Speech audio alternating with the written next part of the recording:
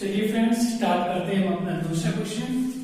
दूसरा क्वेश्चन आपके पास है 2x plus 3y minus 9 is equal to 0, 4x plus 6y minus 18 is equal to 0। और ये मैंने स्टैंडर्ड फॉर्म में क्यों लिखा है, क्योंकि मैं इसे सॉल्व करने से पहले चेक करने वाला हूं क्या इसके सॉल्यूशन एग्जिस्ट है या नहीं है। तो इसमें आपके पास a1 की वैल्यू हो जाएगी 2, b1 is equal to 3, c1 is equal to minus 9, a2 is equal to 4, b2 is equal to 6 and c2 is equal to minus 18. Now a1 upon a2 is equal to 2 by 4, that is 1 by 2. Now b1 upon b2 is equal to 3 by 6, that is 1 by 2. And c1 upon c2 is equal to minus 9 by 18, that is 1 by 2. देखिए friends, a1 upon a2 1 by 2, b1 upon b2 1 by 2, c1 upon c2 1 by 2. इनमें आपके तीनों ही values equal हैं। a1 upon a2 since a1 upon a2 is equal to b1 upon b2 is equal to c1 upon c2. Second question का आपका a1 upon a2, b1 upon b2, c1 upon c2 तीनों ही case आपके equal है। और तीनों case equal होते हैं तो फ्रेंड्स आपकी लाइंस क्या होती हैं? Lines are consistent, means overlap. और ओवरलैप होती है तो फ्रेंड्स आपको याद होगा, अगर ग्राफ में कोई भी लाइन एक लाइन के ऊपर दूसरी लाइन ओवरलैप होती है तो उसके कितने सॉल्यूशंस होते हैं? Infinite many solution. Hence it has infinite many solution, infinite many solution, infinite many solution.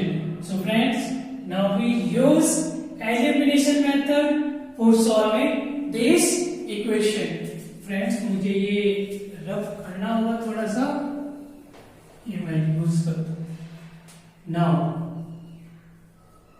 using elimination method, friend देखिए आपके पास इक्वेशन है first 2x plus 3y is equal to 9, 4x plus 6y is equal to 18। तो friends देखिए मैंने आपसे बोला था एलिमिनेशन मेथड यूज हम करेंगे तो आपको x का कोफिशिएंट या फिर y का कोफिशिएंट सेम कर लेना है।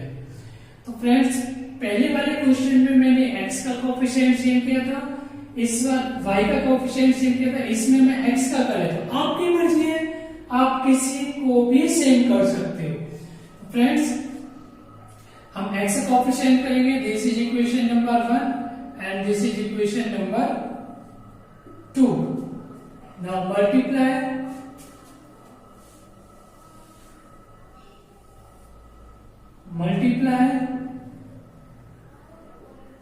Equation 1 by 2। फ्रेंड्स आपके पास इक्वेशन क्या हो जाएगी? 2x plus 3y is equal to 9। इसको अगर हम 2 से मल्टीप्लाई करते हैं we get 2 into 2 4x, 2 into 3 6y is equal to 2 into 9 18।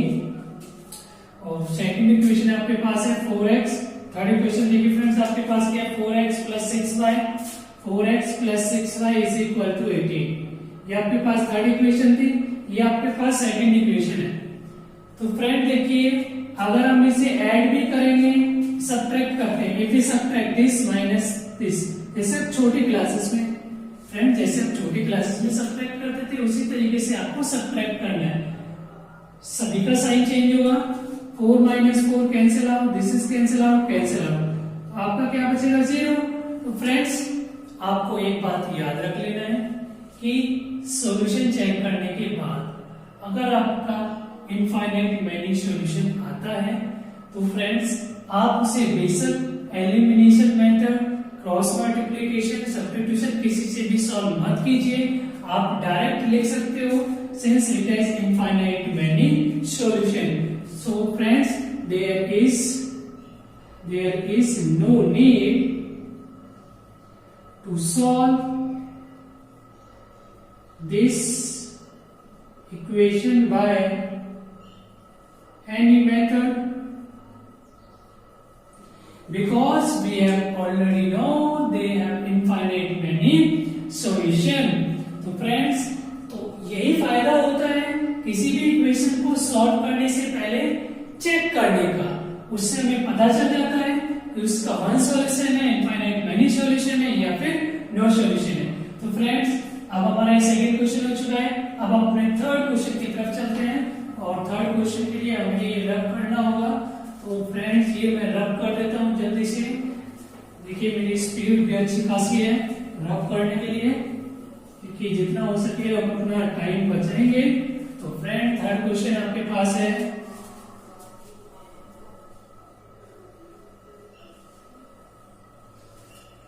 Third question आपके पास है friends, x minus 3y minus 3 is equal to 0 and 3x minus 9y minus 2 is equal to 0. तो first we check करने के लिए a1 आपके पास कितना है फ्रेंड, देखिए इधर क्या है 1, तो कोएफिशिएंट ऑफ a1 x क्या हो गया आपके पास 1, b1 is equal to -3, c1 is equal to -3, a2 is equal to 3, b2 is equal to -9 and c2 is equal to -2. Now we find a1 upon a2 is equal to 1 upon 3. b1 upon b2 is equal to -3 by -9, that is 1 by 3. Now c1 upon c2 is equal to -3 upon -2, that is 3 by 2. Since a1 upon a2 equal to b1 upon b2, it does not equal to c1 upon c2. तो friends ऐसा कौन सा case होता है जब आपके पास a1 upon a2 equal to b1 upon b2 does not equal to c1 upon c2 आता है, तो आपके पास होता है hence lines are parallel. तो फ्रेंड्स देखिए मैं आपको समझाने की कोशिश करता हूँ, this is x axis, this is y axis. Suppose आपके पास फर्स्ट लाइन ये है, सेकंड लाइन आपके पास ये है, तो लाइंस आप फ्रेंड्स आपके पास जो दोनों लाइंस है पैरेलल है, पैरेलल मींस ये कभी भी इंटरसेक्ट नहीं करेंगे, तो इसका सॉल्यूशन क्या होगा, there is no solution, hence solution of these line does not exist. Hence solution of these two line does not exist. तो फ्रेंड्स अगर आपके पास इनफाइनाइट मेनी सॉल्यूशन आता है या पैरेलल मींस सॉल्यूशन एग्जिस्ट नहीं करता, तो इस केस में आपको ये सॉल्व करने की कोई जरूरत नहीं, there is no need to use elimination method और सब्स्टिट्यूशन मेथड और क्रॉस मल्टीप्लिकेशन मेथड। तो फ्रेंड्स इसीलिए मैं आपसे कहता हूं कि किसी भी इक्वेशन को सॉल्व करने से पहले चेक जरूर कर लीजिएगा। कई बार पेपरों में हो जाता है solve this equation by elimination method, और आप सॉल्व करते रहोगे और वो पता चलता है लास्ट में कि उसका सॉल्यूशन ये एग्जिस्ट नहीं करता है, तो उसमें आपका काफी टाइम वेस्ट होता है। तो इसी वजह से आपको हमेशा सॉल्यूशन को चेक कर लेना है। अगर आपके पास सॉल्यूशन डज नॉट एग्जिस्ट और इनफाइनाइट मेनी सॉल्यूशंस आते हैं, तो उसमें आपको एलिमिनेशन मेथड यूज करने की कोई जरूरत नहीं है। तो फ्रेंड्स इस तरीके से आपका एलिमिनेशन मेथड कंप्लीट होता है। मुझे आशा है कि आपको कोई ये क्वेश्चन अच्छे से समझ आया होगा, और मैं आपको और अच्छे से समझाने के लिए एक एग्जांपल और ले लेते हैं। तो फ्रेंड्स हम एक एग्जांपल और लेंगे। जल्दी से मैं शक्तिमान की स्पीड में सॉल्व करूंगा। फ्रेंड्स अब अपनी तरफ से कोई एग्जांपल बनाएंगे। तो फ्रेंड्स मैं बनाता हूँ 2x minus 3y is equal to 6 और दूसरी इक्वेशन मैं लेता हूँ 3x minus 2y is equal to 3। तो फ्रेंड्स मैंने आपकी ये दो इक्वेशन ली है। मुझे फाइंड आउट करना है x and y by using elimination method. तो first of all we check here a1 is equal to 2, b1 is equal to minus 3, c1 is equal to minus 6। so इस friends मुझे पहले ये equation standard form में लिख लेनी चाहिए थी। तो कोई बात नहीं, अब लिख लेते हैं minus 3 is equal to 0,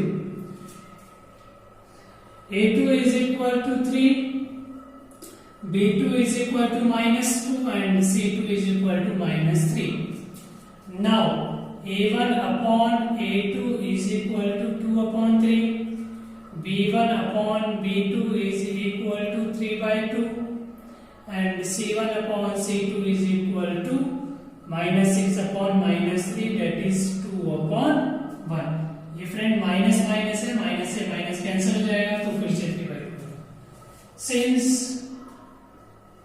a1 upon a2 does not equal to b1 upon b2 which implies lines are intersect at one point, hence lines are intersect at one point।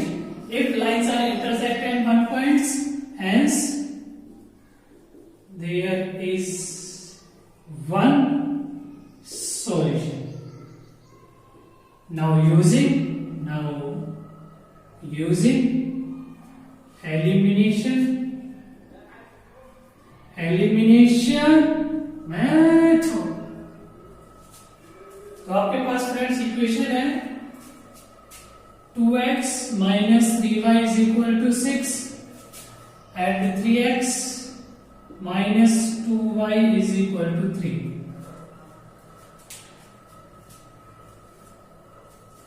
तो फ्रेंड्स देखिए, मैंने आपको बताया था कि एलिमिनेशन यूज करने से पहले आपको x या फिर y का कोफिशिएंट सेम करना होगा।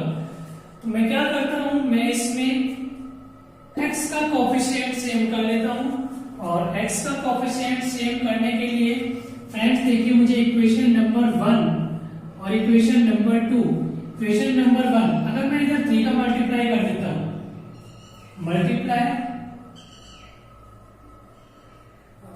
इधर भी स्पेस है, multiply equation 1 by 3 and equation 2 by equation 1 by 3 and equation 2 by 2 we get friends marker भी आज मुझे लग रहा है धोखा देगा, इसमें खत्म होने वाली है। 2x minus 3y is equal to 6, इसे मुझे मल्टीप्लाई करना है 3 से और आपकी second equation 3x minus 2y is equal to 3, इसे मुझे मल्टीप्लाई करना है 2 से। देखिए फ्रेंड्स क्या बनता है, इधर स्पेस है फ्रेंड्स, तो मैं इधर कर लेता हूं, गली में करना होगा। देखिए आपके पास ये बनेगा, इधर से मैं इधर लिख देता हूं 3 to 6x minus 9y is equal to 18 और इधर से फ्रेंड्स आपका बनेगा 3 to 6x minus 4y is equal to 6। Friend देखिए आपके पास इक्वेशन बनी है 6x minus 9y is equal to 18 and 6x minus 4y is equal to 6। Friend देखिए इसमें मैंने x का कोएफिशिएंट सेम कर दिया है। अब मुझे जैसे छोटे क्लासेस में करते थे, we subtract, this is equation number 3 और 4 मान लेते subtract equation 3 and 4, 6x minus 9y is equal to 18 and 6x minus 4y is equal to 6. देखिए फ्रेंड्स, मैं साइन चेंज करूंगा क्योंकि सब्ट्रैक्शन करते हैं तो हम अपना साइन चेंज करते हैं. ये प्लस है माइनस हो गया, माइनस है प्लस हो गया एंड प्लस है माइनस हो गया. ये कैंसिल आउट हो जाएगा friends. Minus 5y is equal to 12 and y is equal to minus 12/5. Friends, ये आपके पास आ गई y की वैल्यू. देखिए फ्रेंड्स, अब हमें x की वैल्यू निकालनी है तो आपको क्या करना है, put y is equal to minus 12/5 in equation 1 कर देते हो. इन इक्वेशन 1 तो आप करोगे 2x minus 3 minus 12/5 is equal to 6. 2x plus 12 3 जा 36 is equal to 6. 2x friends, I think आपको दिखाई नहीं दे रहा होगा तो ये मैं ऊपर कर लेता हूं. इधर करते हैं हम इसे. Put y is equal to minus 12/5 in equation 1. In equation 1 we get, देखिए फ्रेंड मैं रखता हूं 2 into x minus 3 into minus 12/5 is equal to 6. Friends, ये मैंने y की वैल्यू फर्स्ट इक्वेशन में रखी है y के प्लेस में. ये आपके पास हो जाएगा 2x plus 36/5 is equal to 6. 2x 6/1 minus 36/5 x is equal to, LCM लेंगे 5 से 30 30 ये हो गया 30 माइनस 36/5. फ्रेंड्स, ये आपके पास आ गया 2x is equal to minus 6/5 and x is equal to minus 6/5 multiply 2 and 2 3 जा x is equal to minus 3/5. तो फ्रेंड्स, इस तरीके से देखिए आपने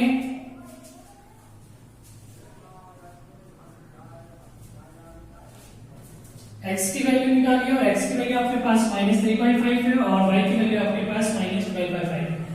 फ्रेंड्स, तो मैं आशा करता हूँ आपने बहुत अच्छे से एलिमिनेशन मेथड को सीखा होगा. नेक्स्ट वीडियो में हम अपने सब्स्टिट्यूशन मेथड से क्वेश्चन को सॉल्व करेंगे. Thank you.